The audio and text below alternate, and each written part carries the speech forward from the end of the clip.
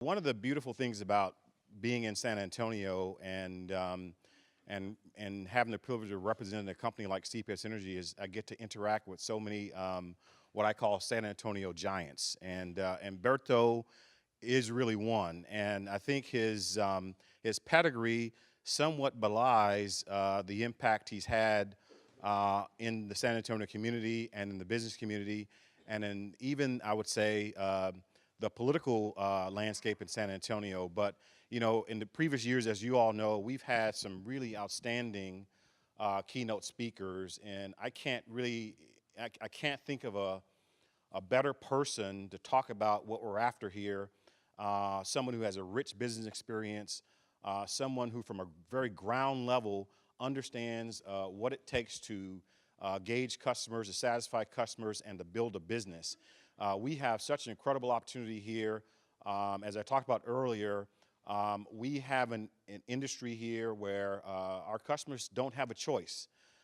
That's a good thing, but that's also a challenge. It's a good thing because they're here for us. Sometimes the challenge is we can sometimes take them for granted and not have to fight to keep winning them over. And I think we're going to learn a little bit, quite a bit from Berto about some of that dynamic. But as an individual, I've gotten to know him closely the last few months. We've talked a lot, and I can't think of a better person, a more impactful person for the 21st century for San Antonio than Berto. So with that, Berto, welcome, and we look forward to your remarks. Thank you, brother. I appreciate that. Well, good afternoon. Do I need this or will this work? Okay. So good afternoon, everyone. You know, customer service, winning the customer over is so important to any company, any organization. So, and I'm sorry I'm moving around. It's hard to film when people move around like I do, but you know, I'm going to walk you through a small journey of my life and teach you how along the way I learned through a lot of help from a lot of people, how important customer service is. Treating people with respect. Treating people like they were your own brother or sister. So, I was born in Roma, Texas, 2 blocks this side of the Rio Grande River. And all I knew was that my grandfather, my grandparents, my great uncles, my grandfather's brothers, my uncles, my cousins, my aunts, my sisters, everyone lived along the border. So one day my dad comes up to me, and I'm in this comfort zone that we all tend to love to be in. And he says to me, "Mijito," my son, "we are moving to Corpus Christi." He said it in Spanish. Corpus Christi. Oh. ¿Dónde está ese pueblo, papá? Where is that, Dad? Oh, it's about 3 hours north of here. And we're going to be moving there. Oh. But, mijito, they have gringos there. Gringos? What's a gringo, Papa? Oh, those are people that speak English. English, what's that? Well, instead of saying, está bueno, like we say, they say, okay. So that was my first English lesson. To say okay. So we moved to Corpus. I'm scared to death. There's no more great uncles or grandpa or grandparents, cousins. No support structure for me. And I walk into my first day of school, and the kids approach me and start talking to me. And I realize, I go, uh-oh, they're speaking a different language. I really don't understand it, but some of the kids could speak Spanish, and they said, do you not speak English? No, yo hablo español. I came from a world where I believed that God, the Virgin Mary, and all the saints were Mexicans.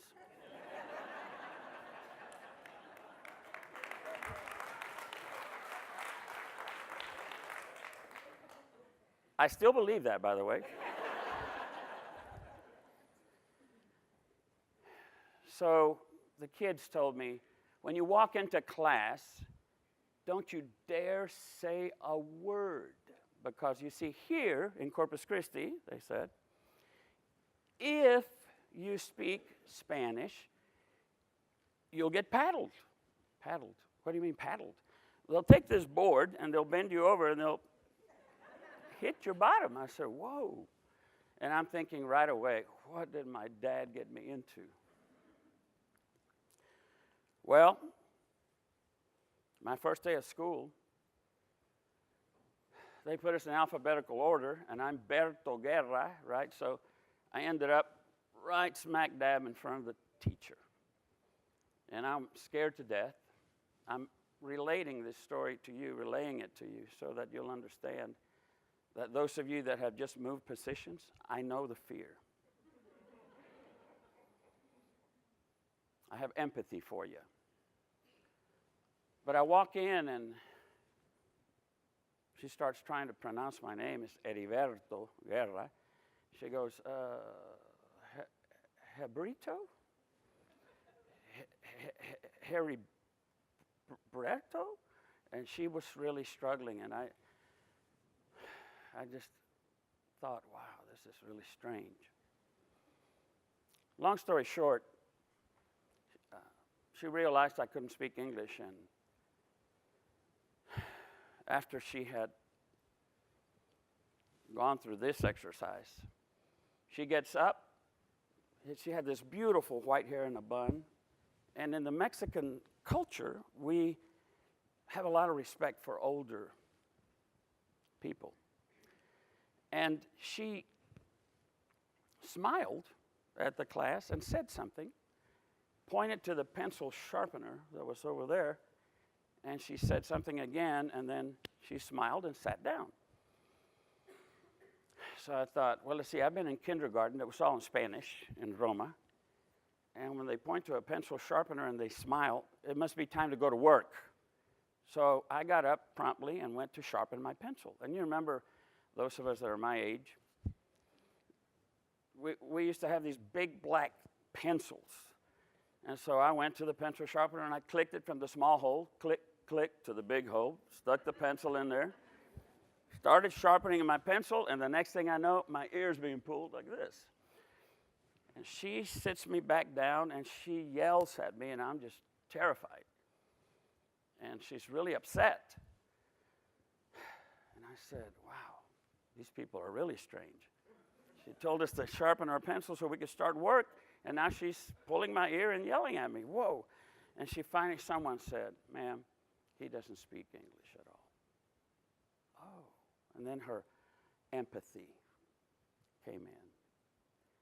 And she realized I was in a strange world. And she wrote a note. She stuck it in my pocket. And she said, Mama, Mama. Well, I could understand that.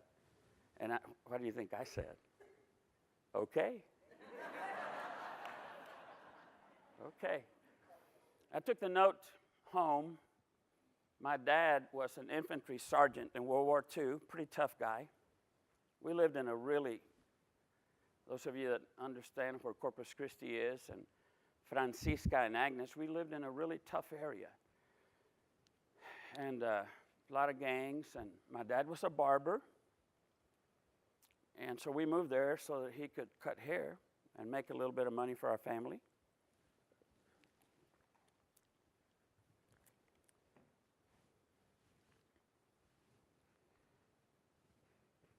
And I was totally scared. Wow. I don't know anyone. I don't know this foreign language. How am I going to survive? I bring the note home. My mom reads it, hands it to my dad. He reads it. Mijito, don't worry. I'll take care of it. Okay. So he takes me to school the next day, and he says to Miss Gibbons, who I now love and respect for what she taught me, Miss Gibbons, in our home, and we lived in back of our barber shop. It was a little 12 by 14 room. And we would bring cots out every night that would stay outside so we could sleep in that little room. My two sisters, my grandmother, my mother, my father, and me. And he said, in our home, you see, his grandmother, who is blind, does not understand English. So out of respect for her, we only speak Spanish in our home. So you teach him English, and we'll teach him proper Spanish. And he said, have a nice day. I go, Dad, what did you tell Miss Gibbons? Well, he told me what she. I said, well, thanks, Dad. That's great. That still doesn't solve my problem. So she started teaching me the alphabet. You can imagine what I was thinking. In Spanish, we have 4 more letters than in English. And when she skipped the first letter, I thought, oh, I got to correct that. I said, no, se, si, and then che. And she goes, no, C, D. And I went, okay. So I went home that night. She went through the alphabet, and I told my parents, boy, these gringos, they're pretty dumb. They don't even know the alphabet, Mom. And she smiled and said, no, mijito, it's a different alphabet. It's okay. Let's start talking about what we came here to talk about, customer service. So my dad said to me, mijito, I cut hair. I'm going to teach you how to shine shoes. Now, I'm going to do your first capital investment. I'm buying the brush, black, a brown, your saddle soap, your shoe shine, your rags. And I'm going to teach you how to shine shoes. And then your job is going to be to greet every customer at the door. Now, I'm 6.5. I'm just a little skinny rail. Greet every customer at the door. By the way, in case you're wondering, I came straight from our plant, and I'll tell you about that in a minute. So I'm wearing steel-toed boots. And I'm wearing my uniform, see? So, nothing fancy. I warned Doyle about this. Doyle, I'll be coming from the Toyota plant. And so,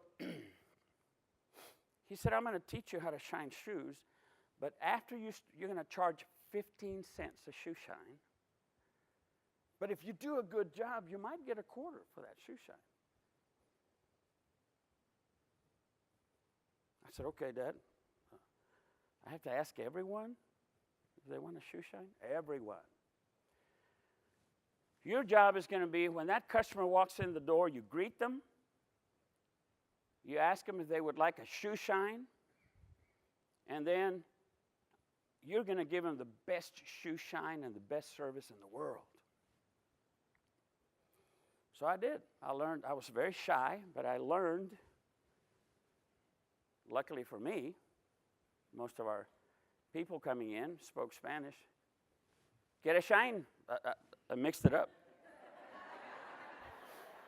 Right? Tex-Mex. Get a shine. Oh, yeah, that's going to shine their shoes, saddle soap them and shine them and clean them up. And if I did a really good job, I got that quarter. I got that magic quarter. That was a lot of money back then in 1957. And I learned that my dad was pretty serious about business. and that he kept a very clean barber shop. My job was to sweep the hair and clean the mirrors, and it was also to disinfect the combs so that everyone was healthy and kept clean. And then one day, a lesson I learned that I'll never forget, and I still use it today. You know how you bend over to shine shoes, and how you pop the rag to make it sound like you really know what you're doing? Right? You've seen that, right?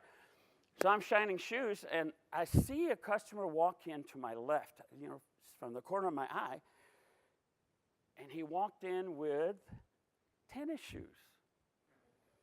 And I thought, oh, surely my dad's not going to want me to ask him for a shoe shine. So I kind of looked over at my dad, and he gave me that look.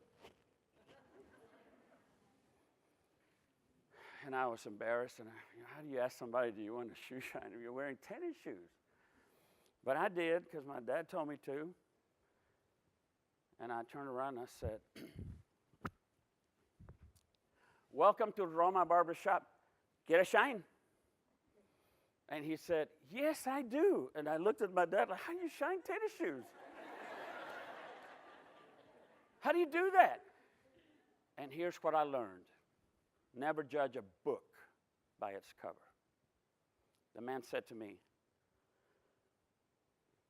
yes, I do. As a matter of fact, I'm so glad you asked me, because you see, in my pickup truck outside, I have a pair of soiled, muddy boots. And I've been wanting to get them shined. I keep forgetting that I've got them in the back of the truck. So let me go get them and let you shine them. He paid me 50 cents. What a lesson. Never judge a book by its cover. Always ask the question.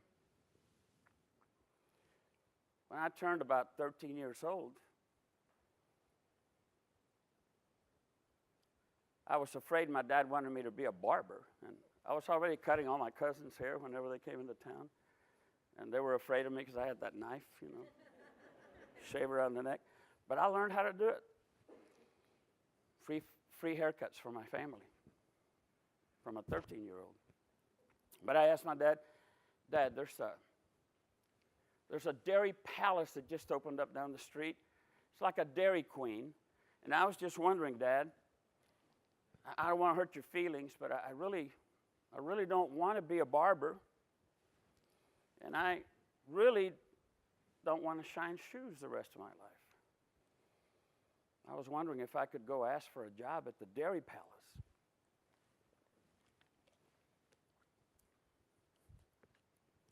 Of course, mijito, go ask for a job. I'll never forget that day. I go and meet a man by the name of Bill Spivey out of Graham, Texas, who had built the Dairy Palace. And I asked him for a job, and he looked at me and he said, how old are you? I said, well, I'm 16. I'm 13. I said, he said, well, no. You have to be 16 to work here.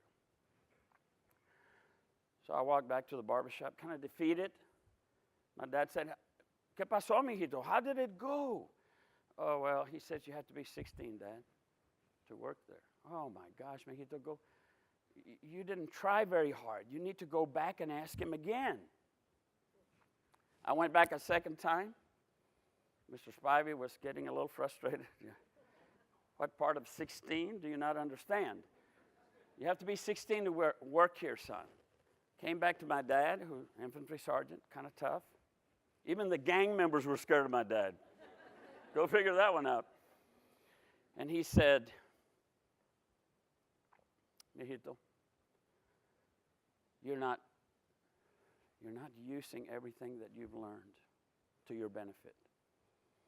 Tonight when you go to bed, I want you to think about what you're going to tell Mr. Spivey so that he can hire you. There are several things you can tell him. I want you to think about it. I want you to pray about it. And then I want you to go get that job tomorrow. Yes, sir. So I took my catre. A catre is an army, it's a fold-up cot. And I took it outside. It was a 25 by 100-foot lot, and we lived in the back. And I put it outside because I wanted to really have a clear mind. We opened up the cot. I couldn't sleep all night. I was nervous more about my dad than Mr. Spivey. And I thought about it, and I went over to see Mr. Spivey at 2 o'clock after the lunch run was over, and I said to him, he again was ready to take my order. What can I help you with? Well, actually, Mr. Spivey, I was wondering what I can help you with. You see, I've been watching your business, and I've noticed that you're very busy between 11 and 2, and then it's nothing after that. And then you're very busy between 6 and 10 when you close, and there's nothing after that. Now, here's what I thought I could do for you. You see, Mr. Spivey, I've been in business for myself. I'm 13 years old. Since I was 6.5 years old. And I have a lot of customers. I noticed you don't have a lot of customers yet. But I can help you with that because, you see, I will refer my customers over to you if you will hire me. And let me tell you why I'll be a good employee. Number one, I know how to give change. You would never lose a penny out of your register because I know exactly. I charge 15 cents for a shoe shine. You give me $1, I'm going to give you 85 cents back. You give me a $5 bill, $4.85. A $10 bill, what is it? $9.85. And I said, here's what I'd like to do for you, because I know you're just getting started. I didn't know he owned 29 Dairy Queens. I know you're just getting started, so I want to help you. So I'll go to my dad's shop at 7 in the morning. I'll shine shoes. I'll make some real money. And at 11 o'clock, I'll come over here and help you from 11 to 2. I'll learn how to cook hamburgers, how to flip hamburgers, how to make French fries, shrimp. I'll learn how to make banana splits, chocolate sundaes, ice cream cones, all of the above. And before I leave at 2, I will go and sweep the floor, mop the floor, clean it up for you, clean your windows, take out the trash, pick up the parking lot, fill up all the salt and pepper shakers in your napkin holders. And then I'll go back to my dad's barbershop and I'll make some more money again. And at 6, I'll come over here and I'll do the same thing all over, and I'll close the shop up at night. I'll learn how to clean the grill, how to strain your grease.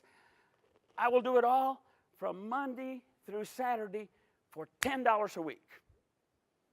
And the going rate back then was $1.25 was minimum wage, so I was really giving him a bargain. But I'm going to make my money shining shoes. And yes, my dad taught me how to get this brown and black polish off my hands, and I'll come in with clean hands with your customers. He hired me, and about 3 months later, he started paying me $1.25 because I proved myself to him. But here's the moral of the story. When I turned 18 years old, I went off to college. And I went over, I needed a job, so I went over to manage a movie theater. And one day, this gold convertible Cadillac pulls up. And it's Bill Spivey. He was the only guy that I knew that drove a gold convertible Cadillac. He was my hero. I just wanted to be like him. And I said, Mr. Spivey, what are you doing here? He said, well, I came to see you. And he said, you know, ever since you left the Dairy Palace, they've lost $47,000. They're in the red. And they've asked me to come back and buy it from them. They're selling it back to me. He said,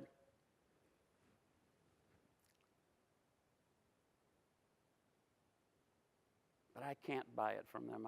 I'm up in Graham. I've got 30-something Dairy Queens and Dairy Lands and Dairy Palaces. He said, and I can't do it. Oh, but I was wondering, he said, if you might want to buy the Dairy Palace. I'm 18 years old, almost 19. Me buy the Dairy Palace, let me see. Let's see, I make $150 a week. That's $650 a month. That's $7,800 a year. Do you think that bank would loan me? How much money do they want? He said, well, they want $80,000 for the land, the building, the equipment, and the business. It's a good buy. I said, well, you think that bank will loan me the money? He said, no. They won't loan you the money. But I tell you what, if you want to buy the Dairy Palace, I will loan you the money, he said to me. And I thought, oh my goodness. He said, you know, the whole time you've worked there, you have provided such great customer service. The customers look up and they look forward when they see your little 1953 Plymouth Cambridge that you paid $60 for. They want to come when you're there. I think if you buy the Dairy Palace, you'll do all right. I'll loan you the money. I'll let you pay me over a 5-year note at 6% simple interest. I didn't even know what that meant. And at the end of 5 years, there will be a balloon note. And if in 5 years you haven't made it, get out of the business. You don't belong in it. But I think you do. Well, thanks to the good Lord with a lot of prayer, I went back to the Dairy Palace. It was falling apart now. I was very disappointed. And I thought, and this is what you need to think about, okay, what can we do to bring this business back? And I thought, well, he said that the customers liked me, so I bought this 1949 GMC red pickup truck with 4 on the floor and the granny gear. Remember the granny gears in first gear? And I put a sign on both sides of it, and it said, Berto is back. Very simple, right? And then I started training our people on 3 things. Quality. You're a customer. If you ever go to a restaurant that give you a bad meal, you're probably not going to come back. It's a very unforgiving industry. So Berto is back. I taught him about quality, service, and price. We had to be competitive. It was the home of Whataburger. A Whataburger was 65 cents. So I put in the Big Daddy Burger. 49 cents, same burger. And we started giving quality products out to our customers. And I was the quality manager, right? So if a hamburger came out of the back, and when I gave it to the customer, when he or she bit into it, if it didn't slide down the side with juice, then it wasn't good enough. And I would go to the customer and I'd say, you know what? I know you're in a hurry. You're on your lunch break. I'm going to give you this Big Daddy burger, but I'm going to go back personally and cook you another one that's juicy. And then here's my card. The next time you come in, I'm going to make sure that your next burger is free. This is free, the bad one. The second one that's good is free, and the third one is free. Because I want you to come back. Because why? You have a captive customer like I did at the telephone company when I went to work for them. They have nowhere else to go. But my customer, they had a choice. They could go all over the place. I wanted to bring that customer back. So we gave them a quality product. We gave it to them fast. We made sure it was great. We gave it to them at a good price, and we treated each of our customers like family. We had a drive-up window, and back in the old days, a drive-up window, we didn't have those fancy speakers that they have now. Welcome to Burger King. Welcome to McDonald's. We literally had to wait for them to drive up to the window and take their order, give them a number, and they'd go park, and then we'd give them the product. So we came up with this idea. I told our team, you see that red Chevrolet Impala? Find out their name. Well, that's Mr. Perez. So we took this pad and wrote down red Impala, Mr. Perez. Blue Chevrolet, Maria. White Ford pickup truck, Carlos. And as the customers started coming in, we would say, as they drove up, we'd look at the chart and we'd go, Mr. Perez, how are you? And you know my name. Welcome to Dairy Palace. And then we'd give him the best quality product in the world. We turned the Dairy Palace from losing $47,000, which was, in today's world, it would be $500,000, to making $105,000 that first year.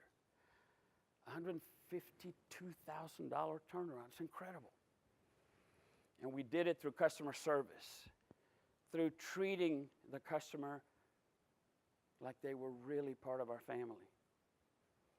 And it turned that company around. In 19, I bought another restaurant that had gone broke 5 times. We called it Dairy Palace, very creative, Dairy Palace number 2.